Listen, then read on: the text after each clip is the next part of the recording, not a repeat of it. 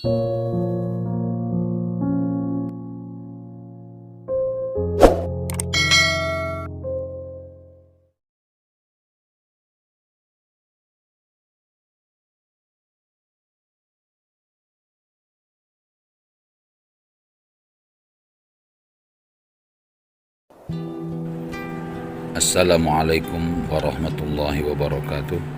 Alhamdulillah wasyukru ala ni'amillah. Wassalatu wassalamu ala rasulillah Muhammad ibn Abdillah wa ala alihi wa sahbihi wa mawala. Alhamdulillah, pada kesempatan ini semoga kita semua dalam keadaan sehat walafiat dan selalu ada dalam lindungan, magfirah, ridha dan rahmat Allah Subhanahu wa taala. Para mustami'in, mustami'at, talibin, talibat, insyaallah pada kesempatan ini saya ingin membahas sedikit tentang keutamaan salat, yang mana firman Allah dalam Al-Quran surat Al-Baqarah ayat 153, A'udzubillahi minasyaitonirrajim, Bismillahirrahmanirrahim, Ya ayyuhalladzina amanu ista'inu bis-sabri was-salah innallaha ma'as sabirin,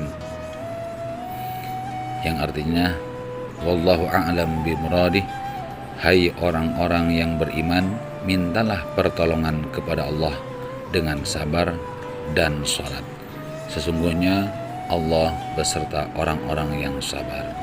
Al-Baqarah ayat 153. Maka Allah tidak akan memberikan pertolongan dengan ridho dan rahmatnya kecuali bagi orang-orang yang memohon pertolongan kepadanya dengan sabar dan sholat. Adapun keutamaan sholat 5 waktu, An Abi Hurairah radhiyallahu anhu qala Rasulullah sallallahu alaihi wasallam, Ara'aitum law anna naharan bi babi ahadikum yagtasilu kulla yawmin khamsan ma taqulu min dhalika yumki min darani, qalu la yumki min daranihi syai'an, qala mislu salawatil khamsi yamhullahu bihal khotaya, rawahu al-Bukhari wa Muslim.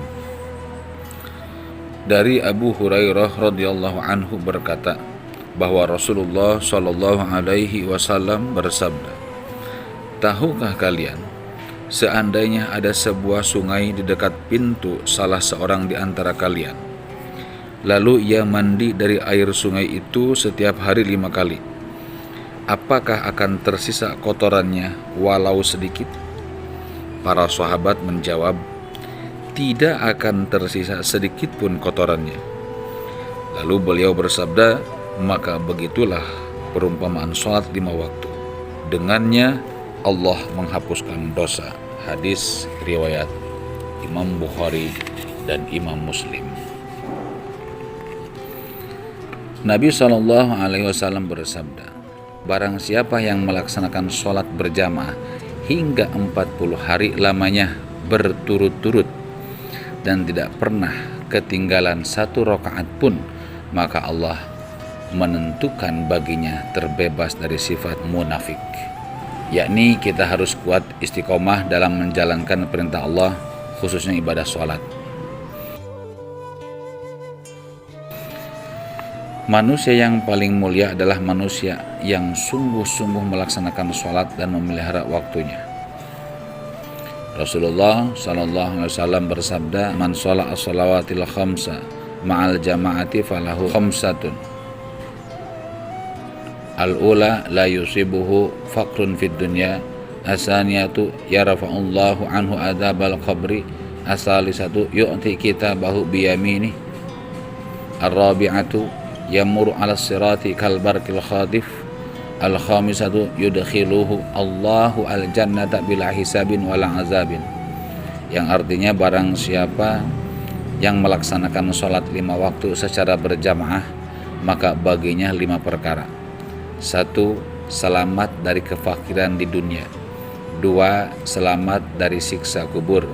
3. akan menerima catatan dengan tangan kanan. 4. Melewati sirat seperti kilat menyambar. 5. Masuk surga tanpa hisab dan tanpa azab. Adapun apabila kita meninggalkan sholat, maka bahayanya adalah sebagaimana Rasulullah SAW bersabda, "Ya ashabi, unzuru hala man taraka salatan yab'asuhu Allahu yaumal qiyamati mislal khinziril aswadi." Na'udzubillahi ta'ala. Yang artinya, wahai sahabatku, lihatlah keadaan orang yang suka meninggalkan sholat. Allah akan mengutusnya pada hari kiamat seperti babi hitam. Na'udzubillahi min dzalik. Hadis lain mengatakan tentang kerugian orang-orang yang gegabah atau melupakan sholatnya dengan sengaja. Maka mereka akan mengalami keresahan, kesesatan, dan hal-hal buruk lainnya. Bahkan bukan sekedar di dunia, tapi terbawa sampai akhirat.